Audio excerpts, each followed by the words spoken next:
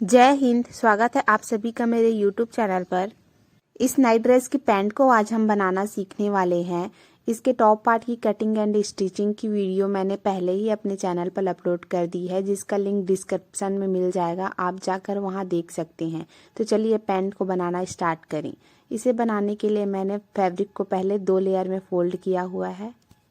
ऊपर से कपड़े में टेढ़ होगी तो उसे सीधा कर लें। फिर इलास्टिक को रखें और इलास्टिक फोल्डिंग के लिए फैब्रिक का निशान लगा लें, जितनी चौड़ी इलास्टिक है उसका, और उसके अलावा 1/2 इंच एक्स्ट्रा फोल्डिंग के लिए स्केल की सहायता से इसे स्ट्रेट कर लें। इतने फैब्रिक में तो हमारा इलास्टिक फोल्ड हो जाएगा। तो इस निशान के नीचे से हमें जो भी तैयार लंबाई है हमारी पैंट का, उसका निशान लगाना है। तो मैं यहाँ 36 इंच पर निशान लगाऊंगी। इसे स्ट्रेट कर लेंगे। इसके अलावा बॉटम में फोल्डिंग के लिए निशान लगाएंगे। तो 2 इंच पर मैं बॉटम फोल्डिंग का निशान लगाऊंगी। कमर के लिए हम हमारे हिप साइज को 4 से डिवाइड करेंगे। तो 40 है यहाँ हिप साइज, जिसे 4 से डिवाइड करने पर 10 आएगा, प्लस 1 इंच एक्स्ट्रा। तो यहाँ मैं 11 इंच पर निशान लगाऊंगी। फिर यहाँ 11.5 इंच नीचे मैं क्रॉच एरिया का निशान लगाऊंगी। हिप साइज के 4th पार्ट में 1.5 से 2 इंच एक्स्ट्रा लेते हैं। स्ट्रेट करने के बाद क्रॉच एरिया की जो चौड़ाई है उसे हम अपने थाई राउंड के अकॉर्डिंग लेंगे। यहाँ मेरा थाई राउंड 24 इंच है, जिसका हाफ 12 इंच होगा। तो यहाँ हम 12 इंच पर मेजर करके उसका निशान लगाएंगे। इस तरीके से निशान लगाने पर बैठने पर क्रॉच एरिया में कोई भी खिंचाव नहीं होता। तो 12 इंच पर यहाँ निशान लगाएंगे और इसे कमर वाली लाइन से मिला देंगे। तो यहाँ देखिए लाइन तिरछी बन रही है, जिससे एक्स्ट्रा फैब्रिक हमारे कमर के पास नहीं बचती और चुन्नट भी नहीं पड़ती। फिर यहाँ क्रॉच एरिया का निशान लगाने के लिए 2 इंच आगे इसे बढ़ा लेंगे लाइन को। फिर यहाँ हल्की गोलाई लगा लेंगे। इस गोलाई को ज़्यादा डीप ना रखें, अगर आप डीप रखेंगे तो फिर इसमें बैठने पर यहाँ खिंचाव होगा।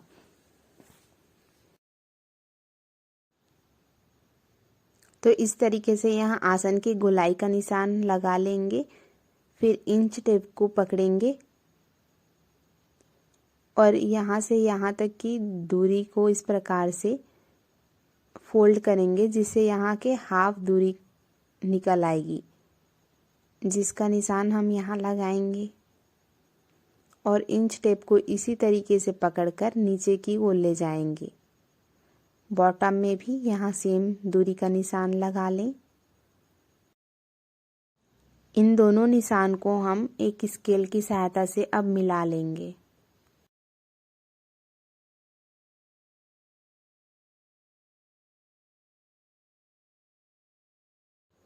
बॉटम हमें यहाँ 14 इंच के गोलाई पर रेडी रखनी है। तो 14 का हाफ यहाँ 7 होगा।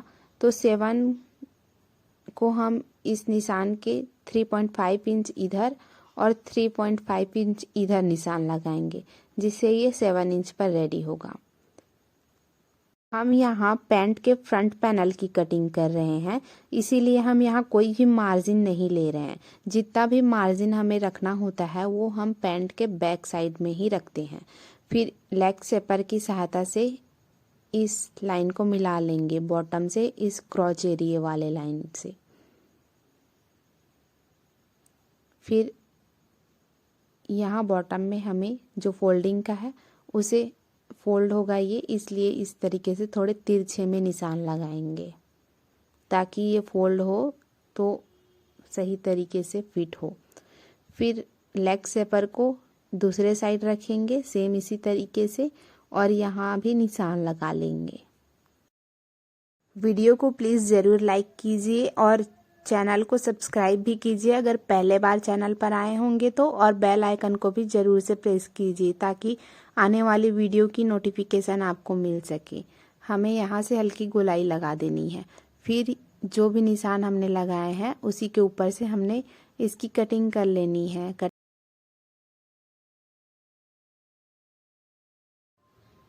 तो हमारी कटिंग पूरी हुई। ये 2 लेयर में थे, ये हमारे पैंट के फ्रंट पैनल बन गए। फिर बाकी के कपड़े को इस तरीके से फैलाएं और इसके ऊपर से ये हमारे फ्रंट पैनल वाले पार्ट को रखेंगे। हमें बॉटम से कोई चेंजेस नहीं करनी है, जो भी चेंजेस हैं वो क्रॉच वाले एरिया में और ऊपर कमर की साइड होगी। तो इस तरीके से सेट कर लेंगे।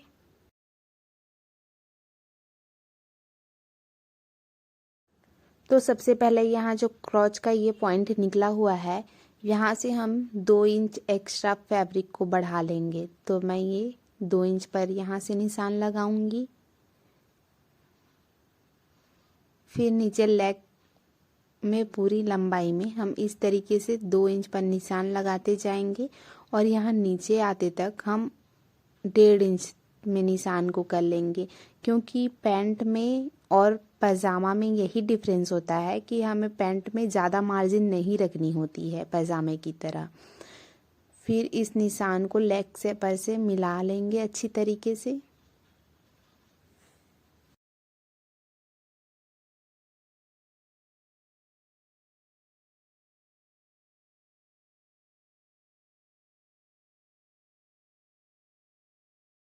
फिर पैंट का जो बैक पैनल होता है वो हमेशा फ्रंट पैनल से 2 इंच एक्स्ट्रा रहता है।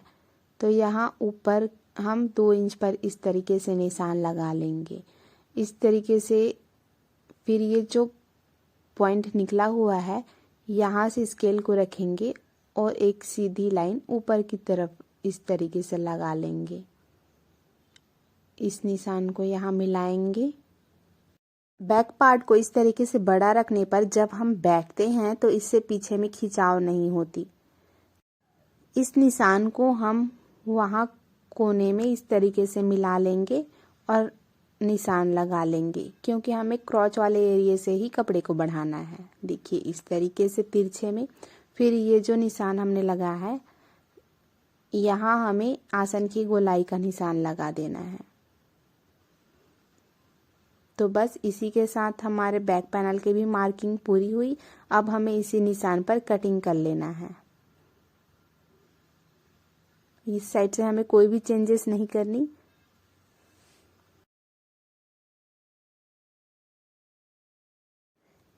तो ये 2 लेयर हमारे फ्रंट पैनल का और ये 2 लेयर हमारे बैक पैनल का। अब हम यहाँ सिलाई लगा लेंगे क्रॉच एरिया से। ये फ्रंट वाले पैनल में भी यहाँ क्रॉच एरिया से सिलाई लगा लेंगे।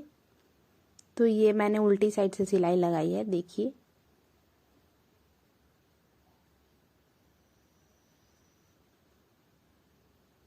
दोनों पैनल में मैंने सिलाई लगाकर क्रॉच से जॉइंट कर लिया है।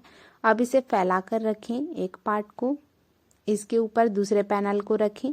दोनों के सीधे साइड अंदर की साइड मैंने मिलाते हुए रखी है। फिर यहाँ दोनों की कमर साइड से मिला लें इस तरीके से।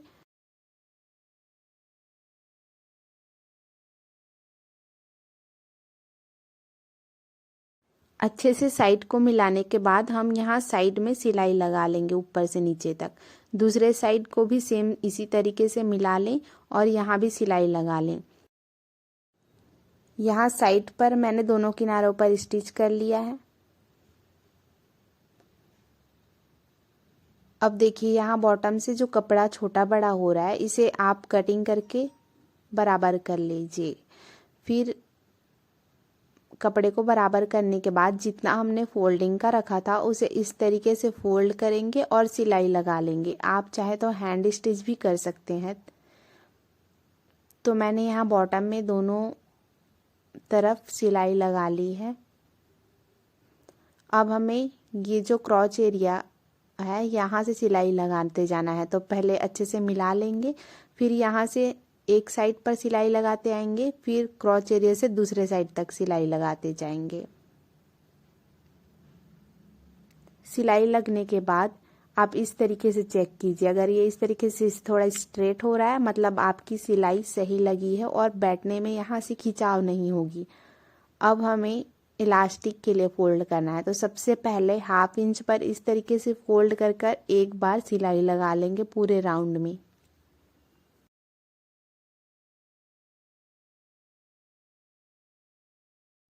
एक फोल्ड में सिलाई लगने के बाद आपका इलास्टिक जितना भी चौड़ा हो उतना फैब्रिक को इस तरीके से फोल्ड करें और पूरे राउंड में सिलाई लगाएं। केवल यहाँ 2 इंच या 1.5 इंच तक गैप रखें, यहाँ से हमें इलास्टिक पास करनी है।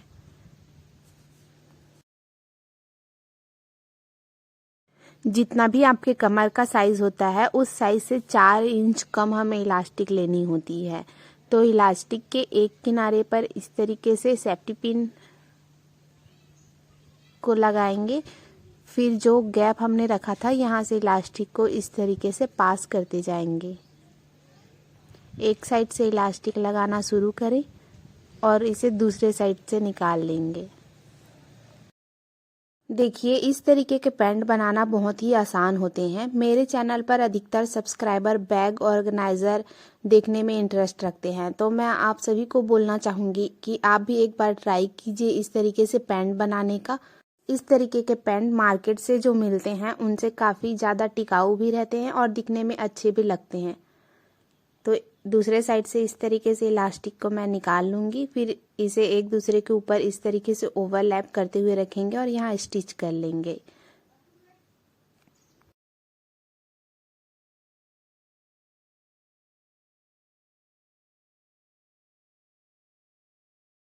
इलास्टिक को अच्छे से जॉइंट करने के बाद इसे हम फिर से फैब्रिक को इस तरीके से रखेंगे और ये जो ओपन हमने रखा था इलास्टिक पास करने के लिए, इसे इस तरीके से रखें और सिलाई लगाकर इसे कवर कर लेंगे।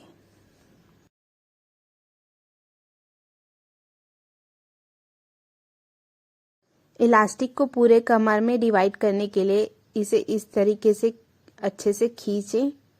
जब ये इक्वली डिवाइड हो जाए पूरे कमर पर, तब इसके बीच में इस तरीके से खींचते हुए सिलाई लगा लें, जिससे इलास्टिक कमर पर मुड़ती नहीं है। इस कंप्लीट नाइट ड्रेस की कटिंग और स्टिचिंग अगर मैं एक ही वीडियो में दिखाती तो वीडियो काफ़ी लंबा हो जाता है, इसीलिए टॉप पार्ट की कटिंग का दूसरा वीडियो है जिसका लिंक डिस्क्रिप्शन में आपको मिल जाएगा। आप जाकर ज़रूर देखिए अगर अभी तक नहीं देखी होगी तो। और वीडियो पसंद आए तो प्लीज़ ज़रूर से लाइक कीजिए। तो इस तरीके से हमने कमर पर इलास्टिक लगाकर रेडी कर लिया है। अब हमने इसे सीधे साइड पर फोल्ड कर लेना है। सीधे साइड पर टर्न करने के बाद देखिए इसका लुक कुछ इस तरीके से आया है। ये पहनने में काफ़ी कंफर्टेबल होता है। मैंने स्टेप बाय स्टेप इसकी कटिंग एंड स्टिचिंग बताई है, तो कोई भी बिगिनर्स इसे आसानी से बना सकते हैं। वीडियो को पूरा देखने के लिए आप सभी का धन्यवाद। जय हिंद।